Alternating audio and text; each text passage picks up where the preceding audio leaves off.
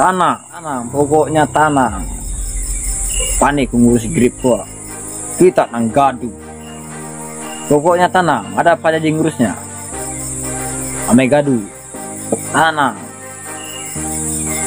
Lewat landasan grip, saya akan masukkan bangsa Indonesia. Tapi saya sangat kecewa sebenarnya sama grip. Saya akan mengubah wajah grip di Kalimantan Barat untuk sosial, peduli terhadap masyarakat di Kalimantan Barat. Urusan di luar ya di luar, jangan dibawa di Kalimantan Barat. Ingat, jangan tanya, saya tidak mempersatukan adat istiadat tradisi bangsa Dayak. Selama ini apa yang saya buat untuk bangsa ini banyak, sampai saya masuk penjara. Kau tidak tahu kah? Hah? Ingat, kau tidak tahu. Grip tidak akan pernah membuat kekacauan. Nah, ini saya tantang ini ya.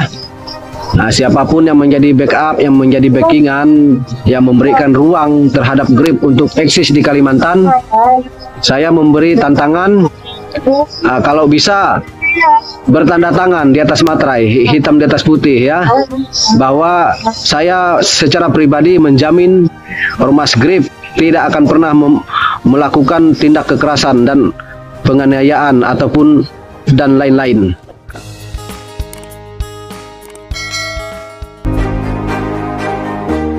Masih kembali bersama YouTube Tukang Lihat. Yang benar dikatakan benar, yang salah dikatakan salah. Adil katalino bacuramin kasaruga basengat kajubata. Arus. Hari ini kita akan membahas masih terkait penolakan Ormas Grip yang ada di Kalimantan Barat. Ya, topik ini semakin memanas dan beberapa aliansi masyarakat, ormas-ormas yang ada di Pulau Kalimantan, khususnya Kalimantan Barat, menolak keras keberadaan Grip untuk eksis di Kalimantan. Jadi salah satunya ormas yang menolak menyatakan sikap adalah Ketua Garda Borneo. Ya, Ketua Garda Borneo ini yang dipimpin langsung oleh saudara abang kita David Ondon ya. Kemarin tanggal 3 Februari 2025 sempat diadakan pertemuan di rumah adat Dayak Jalan Sutoyo Pontianak. Ya, dalam pertemuan ini Bang Ondon juga menyampaikan orasinya diikuti sejumlah ormas, ada 15 aliansi masyarakat, ormas berbagai macam kalangan yang ikut menyatakan sikap menolak keberadaan Grip di Kalimantan.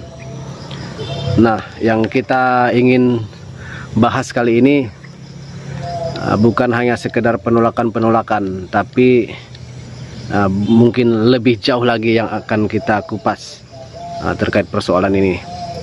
Jadi kalau menurut analisa pribadi saya, mengapa Ormas Grip ingin eksis di Kalimantan, sempat juga saya sudah kupas dalam video saya sebelumnya, kira-kira 1 minggu yang lalu. Banyak sekali faktor-faktornya ya, alasan Grip untuk eksis di Kalimantan ya, banyak sekali faktor penyebabnya kenapa dan mengapa Grip ingin sekali untuk eksis di Pulau Kalimantan. Ya, salah satu penyebab utamanya ya karena kalau menurut analisa saya secara pribadi ya, rekam jejak historis Ormas Grip yang dipimpin oleh Hercules ya, Hercules Rosalio Marsal ya. Beliau ini tokoh legendaris, yaitu preman besar yang ada di Tanah Abang, yang sudah berpuluh-puluh tahun menguasai Tanah Abang. Lumayan eksis ya, bukan lagi lumayan eksis, dia sangat eksis, bahkan menjadi penguasa di Tanah Abang, khususnya di Jakarta.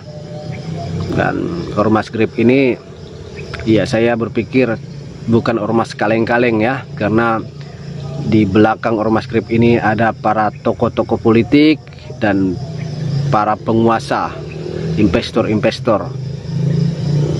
Ya, salah satunya alasannya mengapa Grip sepertinya tidak henti-henti dan tidak menyurutkan niatnya untuk eksis di Kalbar. Ya, salah satunya adalah karena Kalimantan yang dikenal, kita kenal Kalimantan, Pulau Kalimantan ini ya kaya akan sumber daya alam, ya berlimpah sumber daya alamnya. Makanya Grip ya kepengen juga, ibaratnya istilahnya dengan kata lain, ingin menguasai Kalbar, ya itu salah satunya. Dan yang tidak kalah penting lagi, Ormas Grip ini punya catatan dan jejak historis, punya kedekatan khusus dengan Bapak Presiden kita, yaitu Prabowo Subianto.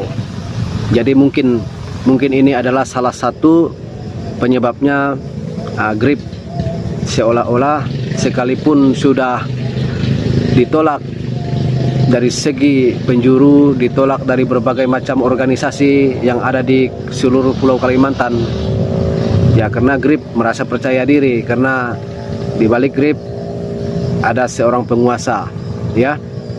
Jadi di Grip, jadi apalagi sekarang IKN sudah pindah dan sudah resmi ibu kota negara pindah di Kalimantan. Jadi satu-satunya tujuan mereka yaitu karena di Kaltim banyak sekali pertambangan. Mungkin itu yang diincar mereka. Itu menurut analisa saya secara pribadi.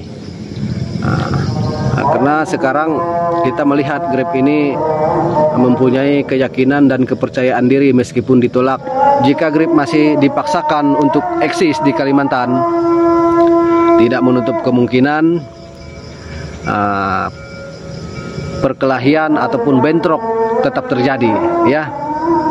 Kita tidak bisa menjamin keberadaan Grip itu bisa membawa suasana, menciptakan suasana keamanan yang ada di Kalbar, dan kita tidak bisa menjamin. Karena okelah dalam setahun ataupun 2 tahun Grip ini mampu menyesuaikan diri karena merasa masih baru, ibaratnya tamu baru, pendatang baru. Namun ketika 10 tahun ataupun 20 tahun ke depan, apa kita masih bisa menjamin kalau Grip ini mampu menyelesaikan diri, ya?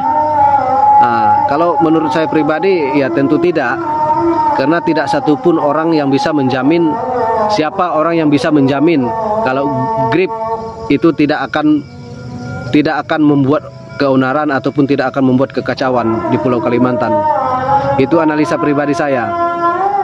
Jadi kalaupun memang ada oknum-oknum tokoh-tokoh masyarakat, maupun siapapun dia, tokoh apapun dia, saya akan memberikan tantangan.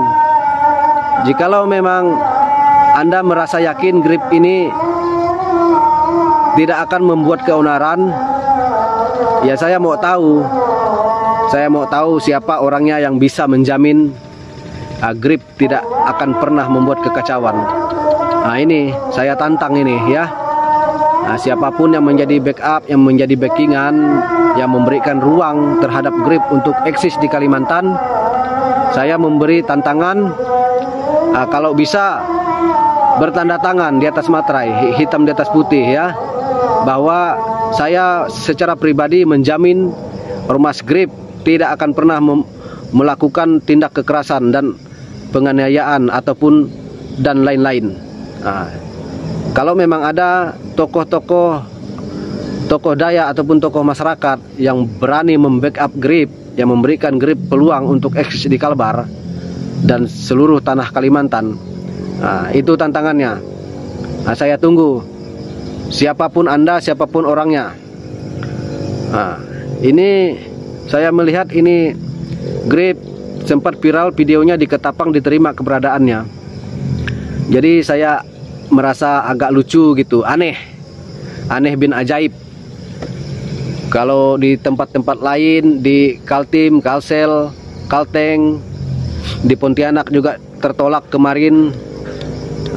Bahkan sampai hari ini masih bergulir, masih berlanjut penolakan-penolakan ini. Namun anehnya di Ketapang grip bisa diterima. Kalau tidak ada orang tempatan, tidak ada tokoh-tokoh masyarakat yang memberikan grip itu peluang untuk eksis di Ketapang, saya pikir tidak mungkin seorang tamu datang sendiri kalau tanpa diundang, ya. Artinya ada aktor-aktor politik ataupun aktor-aktor tokoh masyarakat yang memberikan izin untuk grip eksis di sana. Ya, sementara kalau kita melihat di Ketapang, di Kaltim, di Kalsel, banyak sekali kasus-kasus yang menyangkut kemanusiaan, menyangkut hukum sampai sekarang masuk angin dan tidak pernah terselesaikan. Dan tokoh-tokoh adat yang ada tersebar di Pulau Kalimantan ini saya pikir bukannya sedikit yang bergelar doktor, profesor, tokoh-tokoh adat yang S1, S2, bahkan S3, ya, ataupun S12.